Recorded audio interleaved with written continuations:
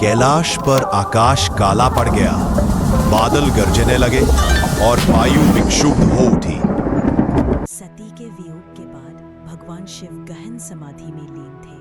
कैलाश पर्वत की चोटी पर जहां हवा तक श्रद्धा से मौन हो जाती थी, चारों ओर केवल हिम की श्वेत शांति थी और उसके मध्य तप की ज्वाला में स्थिर बैठे थे स्वयं महादेव, समय और नश्वरता से परे। उस समय सृष्टि संकट में थी, पार्वती की भक्ति अधूरी थी और देवता चिंतित। स्वर्ग में इंद्र कामदेव के सम्मुख खड़े थे। उनकी स्वर्ण कवच पर चिंता की छाया थी। उन्होंने निवेदन किया, हे कामदेव, केवल तुम ही शिव को समाधि से बाहर ला सकते हो। पार्वती की भक्ति व्यर्थ न जाए, यही सृष्टि का भविष्य है। कामदेव के नेत्रों में द्वंद्व था। वे जानते थे कि शिव को विचलित करना अग्नि में प्रवेश करने समान है। फिर भी उन्होंने सृष्टि के हित में अपने जीवन का बलिदान करने का निर्णय लिया। रति की आंखें अश्रुओं से भरी थीं, पर उन्होंने भी अपने पति के कर्तव्य में आस्था रखी। कैलाश की घाटी में हिम के नीचे कामदेव ने अपना गन्ने का धनुष उठाया, जिसकी डोरी मधुमक्खियों से बनी थी और तीर पुष्पों से सजे थे। उन्होंने पार्वती के समीप समाधिस्थ महादेव की ओर निशाना साधा। वह तीर प्रेम का नहीं, कर्तव्य का था। जैसे ही पुष्प तीर छोड़ा गया, वातावरण में मधुर गूंज फैल गई और फिर एक पल को संपूर्ण सृष्टि थम गई। वह तीर शिव के हृदय को छू गया और अगले ही क्षण शांति से प्रलय का जन्म हुआ।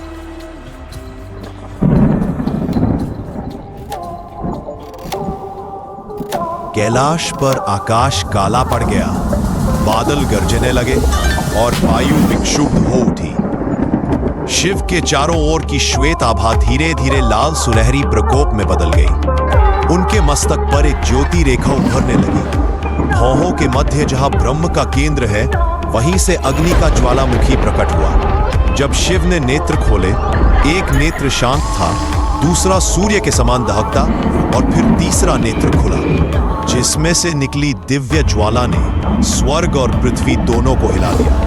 पर्वत पिघलने लगे, नदियां उबल उठी और संपूर्ण ब्रह्मांड भय से निश्शब्द हो गया।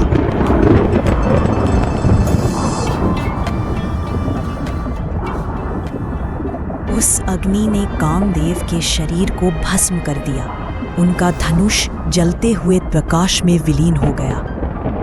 रति की चीखें पर्वतों में गूंज उठी।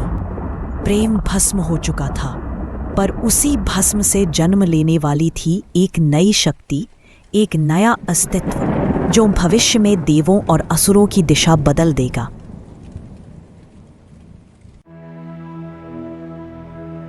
शिव के तीसरे नेत्र से निकली वह प्रलय अग्नि ब्रह्मांड के पार जाकर सागर में गिरी। समुद्र देव ने उस अग्नि को अपने गर्भ में समेट लिया। अग्नि और जल का यह अद्भुत संयोग एक चमत्कार में बदल गया। समुद्र से एक प्रकाशमान बालक उत्पन्न हुआ, जिसका शरीर नीले और स्वर्ण प्रकाश से चमक रहा था। आंखों में तेज था और स्वरूप में अपूर्व सौंदर्य। देवता विस्मित रह गए। समुद्र देव ने घोषणा की, यह है जलंधर, जो जल में जन्मा पर अग्नि से बना है। स्वर्ग में शंखनाद हुआ और आकाश में गूंज उठी एक मधुर आवाज। शिव के क्रोध से जन्मा वह, जो सृष्टि के संतुलन का कारण बनेगा। इस प्रकार भगवान शिव के प्रकोप से आरंभ हुई विनाश की कथा अंततः सृजन में बदल गई। यही है महादेव का सत्य। हर विनाश एक नए सृजन का प्रारंभ होता है।